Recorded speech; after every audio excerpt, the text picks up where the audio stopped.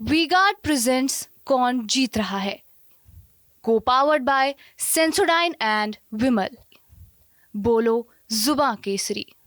मैं समझता हूँ पूरे छत्तीसगढ़ की पहली घटना है और देश में भी शायद इस प्रकार से घटना घटी हो कि पूरा कलेक्ट्रेट और एसपी कार्यालय आग के हवाले कर दिया गया हो। सैकड़ों गाड़ियां जल गई। एसपी कलेक्टर के वाहन के साथ साथ जितने अधिकारी कर्मचारियों के गाड़ियों के साथ साथ पूरे आम नागरिक के वाहन जल के खाक हो गया हो। और सर इसका मतलब ये है कि विष्णुदेव साय सरकार के प्रशासन में कोई पकड़ नहीं है। लॉ एंड ऑर्डर की स्थिति बहुत खराब है, क्योंकि ऐसी घटना पहली बार हुई है। और मैं कहता हूं कि विष्णुदेव साय जी की इस्तीफा देना चाहिए। सर, मणिपुर में जो मणिपुर भी चल रहा था तो उसमें आरएसएस प्रमुख का एक बयान आया मोहन भगवत कि पिछले 10 साल से जो शांत था, पिछले 1 साल से वहाँ गन कल्चर फिर से देखने को मिला। अब जो मोदी जी के ये 3-0 बोलते हैं, हालांकि मोदी की सरकार तो है ही नहीं, न भारतीय जनता पार्टी सरकार है, गठबंधन की सरकार है। अब सारी बातें अब एक एक करके बाहर से भी विरोध का स्वर सुनाई दे रहा है, अब अंदर से भी विरोध का स्वर सुनाई देने लगा है। सर, 3.0 की बात कही आपने, फिर से वही 4 लोगों को फिर से बड़े पोर्टफोलियो दिए गए हैं। इसका मतलब ये है कि क्या कुछ होने वाला है, इससे जो सहयोगी दल है उसको समझ जाना चाहिए। अपोजिशन के बहुत सारे लीडर कह रहे हैं कि झुंझुना पकड़ा दिया गया। वो तो झुंझुना पकड़ा ही गया है, लेकिन जो भारतीय जनता पार्टी के या मोदी जी के जो सहयोग कर रहे हैं उसको समझ जाना चाहिए, अपना घर बचाना चाहिए। बड़ौदा बाजार की जो घटना है वो मैं समझता हूँ कि छत्तीसगढ़ में तो पहली बार है और पूरे देश में शायद इस प्रकार की घटना हुई हो, जहाँ कलेक्ट्रेट को पूरा जला दिया जाए, एसपी कार्यालय पूरी जल के खाक हो जाए और सारे वाहन, सैकड़ों वाहन उसमें जल जाए और उसके बाद भी शासन प्रशासन नाम की कोई चीज़ नहीं है। ये नक्सली घटनाओं के बारे में सुनते थे कि थाना जला दिया गया, थाना लूट लिया गया, इस प्रकार की बातें सुनते थे, लेकिन ये पहली घटना है। इसका मतलब ये है कि शासन नाम की चीज़, जो लॉ एंड ऑर्डर है, वो बिल्कुल ख़त्म हो गया है। और ऐसे में विष्णुदेव साय को और पूरे मंत्रिमंडल को पद में बने रहने का कोई अधिकार नहीं है। मैं तो कहना चाहूँगा कि राज्यपाल जी को और राष्ट्रपति महोदय को ये संज्ञान ले कि यहाँ लॉ एंड ऑर्डर की स्थिति ठीक नहीं है और यहाँ इस सरकार को तो हटा दिया जाए। गृह मंत्री वहाँ गए हुए थे, उन्होंने वहाँ पूरी तरह जायजा लिया और आके मुख्यमंत्री के साथ बैठकर बातचीत की। उससे क्या होता है? तो आप एक प्रदर्शनकारी को आप संभाल नहीं पा रहे हैं, एक छोटे से मुद्दा को आप सॉर्ट आउट नहीं कर पा रहे हैं, और एक महीने पिछले महीने की घटना है और उस घटना को आप यदि सही समय में यदि इसका निराकरण कर लिए होते तो इतना बड़ा प्रदर्शन होता और कलेक्ट्रेट में घुस गए। क्या कर रहे थे एसपी कलेक्टर? थानेदार की गाड़ी जल गई, पुलिस वालों की गाड़ी जल गई, एसपी की गाड़ी जल गई, कलेक्टर की गाड़ी जल गई और एसपी कलेक्टर भाग गए मैदान छोड़ के। ये लिपापोती करने की बात नहीं, जिम्मेदारी लेने की बात है। इस प्रदेश में कानून व्यवस्था नाम की चीज है कि नहीं है? और नहीं है तो छोड़े पद क्यों ना आना चाहिए? मतलब पहली बार इस प्रकार की घटना, आज तक कभी छत्तीसगढ़ में इस प्रकार से नहीं हुआ कि जिला कलेक्ट्रेट में पूरे आग में झोंक गए और उसके बाद मुआयना करके क्या देखा आपने, क्या कार्रवाई की, किसको जिम्मेदार ठहराया? यदि डिप्टी सीएम दौरा करके आ गए तो क्या पाया, किसके खिलाफ कार्रवाई की, किसको जिम्मेदार पाया? आईवास न करें, जिम्मेदारी तय करे और खुद जिम्मेदारी ले। प्रशासन की तरफ से बड़ी चूक मानी जाए, क्योंकि जब आवेदन दिया जाता है उसमें संख्या बल की स्थिति जो है लिखी रहती है कि इतने लोग जो है वो आना चाहिए। जब उससे ज्यादा संख्या में आ रहे थे उस समय कदम उठाया जाता। ये चूक की बात नहीं है, आपसे संभल ही नहीं रहा। चूक तो ये होता है कि भाई जाते जाते कुछ गिर गया, एक्सीडेंट हो गया, क्या आपकी नज़र चूक गई और गड्ढे में आपके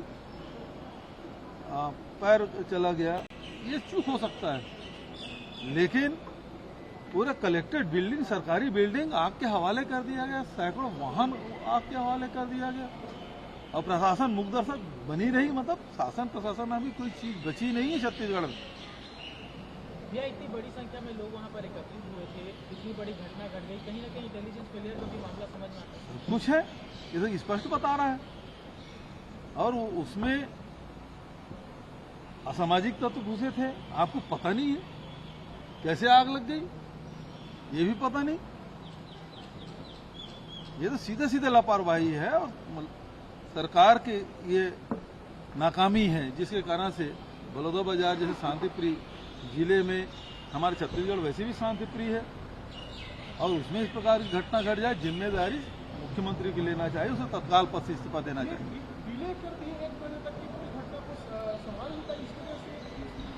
देखिए, कौन सी बड़ी बात थी, लोग मांग क्या कर रहे हैं कि सही अपराधी को पकड़ो। आप बिहार से मजदूर आए, उसको पकड़ रहे हो, तो कह रहे हैं कि है ही नहीं है। तो इसका मतलब यह है कि गृह विभाग ने ठीक से काम किया नहीं, पुलिस विभाग ने। लोगों में यदि सही अपराधी पकड़ा जाता है तो समाज में आक्रोश क्यों फैलता है, वो ज्ञापन देने कलेक्टेड क्यों आते, और जांच की घोषणा पहले क्यों नहीं किया? पहले जांच की घोषणा कर देते तो आज स्थिति नहीं आती। पूरे देश में पहली घटना है। सर ये बचाने की पकड़ा गया सर, गलत आरोपी। अब मुझे इसके बारे में कोई जानकारी नहीं है। सर गलत आरोपी को पकड़ा गया, जिस तरह की चर्चा हो रही है, तो इसके पीछे की वजह क्या, ऐसा किया क्यों गया आखिर कि गलत आरोपी को पकड़ा? तो इसी जांच की मांग कर रहे थे, उस जांच करा लेना था ना पहले।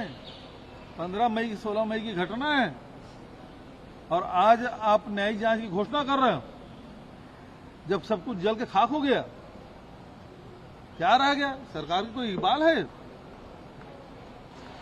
कोई पकड़ नहीं रही। आप जाएंगे क्या? तो भाई मैं पार्टी वालों से बात करूंगा, मैं जाऊंगा जरूर, क्यों नहीं जाऊंगा। इतनी बड़ी घटना पहली बार हुई। जिन्होंने इस तरह का काम किया, जिन्होंने आग जलाया है, जो सामाजिक तत्व थे जो वहाँ पे इकट्ठा हुए, तो उन लोगों के लिए क्या है? अरे भैया, एसपी कलेक्टर खुद भाग गए, कौन बताया कि कौन लगाया आग? जांच का विषय है, कौन लगा है कौन बता सकता है। सर टैक्स डिवोल्यूशन का जो पैसा होता है वो केंद्र सरकार ने आज जारी किया, छत्तीसगढ़ कौन सा टैक्स डिवोल्यूशन का पैसा होता हाँ। है, वो आज केंद्र सरकार ने जारी किया तमाम राज्यों को, छत्तीसगढ़ को भी पैसा मिला। आप कैसे बोलते हैं? वो हिस्सा है जो 42% देना है, वो भारत सरकार को देती नहीं पूरी पैसा, और पिछले समय के हजारों करोड़ रुपए बचा है उसको दे, कोयला के जो लेवी है उसको दे, जो पेनाल्टी रॉयल्टी लिए हैं वो पैसा पड़ा है 4100 करोड़ रुपए छत्तीसगढ़ का है, देना चाहिए। ये तूफान साहू मंत्री बने हैं भाई, तूफान साहू जी को बधाई, लेकिन यहाँ और योग्य लोग थे जो कैबिनेट मंत्री बन सकते थे। पिछले कई बार से कभी 9 कभी 10 लोकसभा सदस्य बनते रहे और बहुत योग्य सांसद भी हैं जो सीधा कैबिनेट मंत्री बन सकते थे। ये तो छत्तीसगढ़ के साथ अन्याय है, उनको मिलना चाहिए जो कि योग्यता की बात करते हैं, योग्यता को दरकिनार किया गया है। हो सकता है बदले की भावना से काम करती ही केंद्र सरकार, अपनों के साथ भी बदला ले लिए, यही माना जाएगा। आप लोगों की मीटिंग भी हुई तो परिणामों को लेकर कोई चर्चा हुई और आगे किस तरह से उसका? देखिए, CWC की बैठक हुई है और राष्ट्रीय अध्यक्ष खड़गे जी, राहुल जी, प्रियंका जी की जो भूमिका रही है और जिन परिस्थितियों में हम लोग चुनाव लड़े, चुनाव पहले हमारे बैंक खाते सीज कर दिए गए थे, हमारे पैसे सरकार ने जमा कर लिया था अपने खजाने में। ऐसे समय में हम लोग डर और भय के वातावरण में इस देश में ये 18वीं लोकसभा का चुनाव हुआ, इस प्रकार से राष्ट्रीय स्तर पे लोगों को, नेताओं को डराने धमकाने काम हुआ। प्रदेश स्तर पे देखें, जिला स्तर पे देखें, और हर प्रदेश में जहां भारतीय जनता पार्टी शासित जितने भी प्रदेश हैं वहां किस प्रकार से कलेक्टर, एसपी, थानेदार सब लोगों ने छोटे छोटे कार्यकर्ताओं को धमका के चमका के जो काम किया, उसके बावजूद भी 400 पार के दावा करने वाले 240 में सिमट गए। तो ये मोदी जी की कलई खुल गई। जो अविजेता का एक औरा बना के रखे थे, उसको कोई नहीं हरा सकता, तो वो कलई खुल गई। अब ये भारतीय न मोदी की गारंटी चली, न ये भारतीय जनता पार्टी की सरकार है, ये तो गठबंधन के एनडीए की सरकार है। और अभी शुरुआत में ही आप देख रहे हैं किस प्रकार से नाराजगी का स्वर निकलने लगा है। कहीं बिहार से निकल रहा है, कहीं महाराष्ट्र से निकल रहा है, कहीं और कहीं से निकल रहा है। वो सारे स्वर सुनाई देने शुरू हो गए हैं और ये सरकार अपने बोझ तले ही 6 महीने के अंदर गिर जाएगी। बिल्कुल, छत्तीसगढ़ के बारे में विशेष रूप से हम लोगों को विचार करना होगा और हमारे जो वोट शेयर है वो स्थिर हो गया है, उसे कैसे बढ़ाया जाए इसकी निश्चित रूप से हम लोगों को चिंतन मनन करना चाहिए। वी-गार्ड प्रेजेंट्स कौन जीत रहा है, को पावर्ड बाय सेंसोडाइन एंड विमल। बोलो जुबां केसरी।